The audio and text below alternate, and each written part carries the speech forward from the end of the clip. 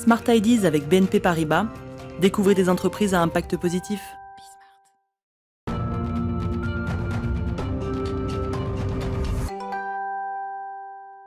On parle toujours d'événements responsables dans Smart Impact. La bonne idée du jour, c'est celle de Paula Michaelis, cofondatrice de Green is the New Black. Bonjour. Bonjour. Bienvenue sur le plateau Smart Impact, spécialiste de la mode éthique. Vous venez aujourd'hui nous parler de The Conscious Festival qui se déroulera fin septembre. Si mon anglais est bon, ça se traduit par le festival Conscient. Quel est le propos de ce festival? Expliquez-nous. Alors, c'est un festival éducatif et festif sur la transition écologique et la spiritualité. Et on parle de ces sujets à travers 4 piliers, des conférences, des ateliers, un marché créateur de marques éthiques et responsables qui vont vendre leurs produits et des installations d'art et une scène de musique. Il existe depuis combien de temps ce festival? Comment vous est venue l'idée? Expliquez-nous la genèse de ce projet. Alors moi j'ai vécu pendant 7 ans en Asie et je suis de retour en Europe un peu de façon précipitée avec le Covid. D'accord. Donc j'ai en fait commencé ma carrière en Asie en banque d'investissement. Et je me sentais vraiment pas à l'aise dans ce monde-là. Et j'entendais parler du réchauffement climatique, du plastique dans les océans, des produits chimiques dans les cosmétiques. Et je me disais qu'il fallait absolument trouver des solutions. Donc j'ai commencé à fréquenter en fait des événements autour de l'éco-responsabilité, des événements très corporate, professionnels, et aussi des événements plus militants, écolos. Et en fait, à chaque fois, j'avais une très bonne impression, mais c'est vrai que je ne trouvais pas forcément ma synchronicité, mon alignement total avec les valeurs de ces événements.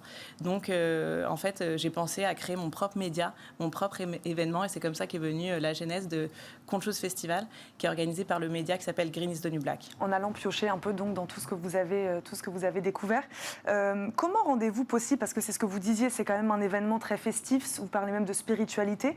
Comment rendez-vous possible cette approche donc plutôt légère, on va dire, sur des sujets aussi cruciaux que sont les sujets environnementaux? C'est une question qui est essentielle et c'est une question qui m'anime aussi parce que même moi au quotidien, en fait, je passe par des phases de dépression où je me sens vraiment pas bien par rapport au futur de la planète. Parfois, je me sens super bien parce que je rencontre des acteurs de changement, des solutions et c'est hyper galvanisant. Et de plus en plus, en fait, quand on baigne dans ce monde-là, on comprend qu'il y a plein de personnes qui sont en train de se bouger, qui sont en mouvement et en fait, ça nous met en joie et ça fait que les phases un peu de dépression, de down, elles sont beaucoup plus rapides. Après, il y a des études qui sont quand même assez incroyables sur le fait que 65% des Français sont d'accord avec le fait qu'on va vivre un effondrement de notre civilisation dans les prochaines années. Ça, c'est pas moi qui le dis, c'est une étude qui a été menée à travers l'Europe. Donc, c'est vrai qu'il est essentiel en fait de recréer un imaginaire inconscient qui soit moins mortifère, qui soit plus tourné vers le temps de la régénération. Donc, on parle beaucoup de régénération dans le festival. Il faut être positif. D'ailleurs, à qui s'adresse ce festival? Est-ce qu'il s'adresse aux entreprises? Il s'adresse aux consommateurs? Il s'adresse à tout le monde? Il s'adresse vraiment à tout le monde. C'est vrai que nous, on a une approche très pragmatique et positive de l'écologie, en fait. On a envie d'apporter des solutions aux individus et aussi aux entreprises. En fait, on a créé notre part du colibri à nous qui s'est appelée Little Green Steps, donc les petits pas verts. C'est notre moteur en fait. Donc c'est cette idée qu'à travers des gestes du quotidien écologique, on peut créer des changements systémiques en profondeur. Et il y a des études de cas et des réelles conséquences si on le fait bien et si on le fait à bon escient. Et tous les secteurs seront représentés, parce que vous venez de la mode, mais il n'y aura pas que de la mode. Je crois que vous parlez aussi, il y aura des sujets sur les transports, également sur l'énergie. Tous les secteurs sont représentés? Alors en fait, effectivement, le festival, c'est pas que sur la mode, c'est un festival qui est vraiment global. La mode, on va faire un focus dessus parce que, en fait, le lieu du festival, c'est la caserne. Donc c'est un accélérateur de transition écologique de la filière mode et luxe. Mais nous, on parle de, en fait, tout ce qui a un impact au quotidien, du lever jusqu'au coucher. Donc ça veut dire les vêtements qu'on porte effectivement, mais aussi les cosmétiques qu'on met sur notre peau, la façon dont on se déplace d'un point A à un point B, notre rapport avec les autres, avec le vivant, avec la nature, nos placements financiers. Donc tout a un impact et cet impact il peut être régénérateur ou alors il peut être néfaste pour l'environnement.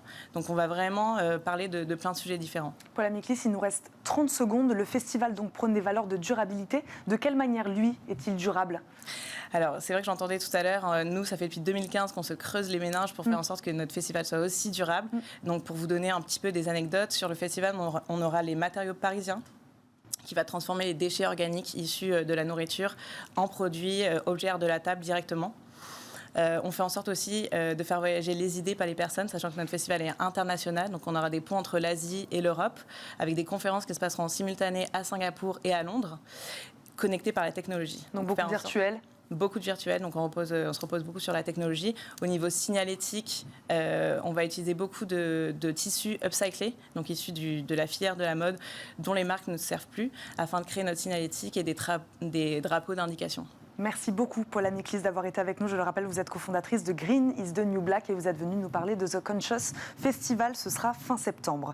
C'est déjà la fin de votre émission Smart Impact. On se retrouve bien sûr demain, même heure, pour un nouveau numéro. Très bonne journée à tous sur Bismart.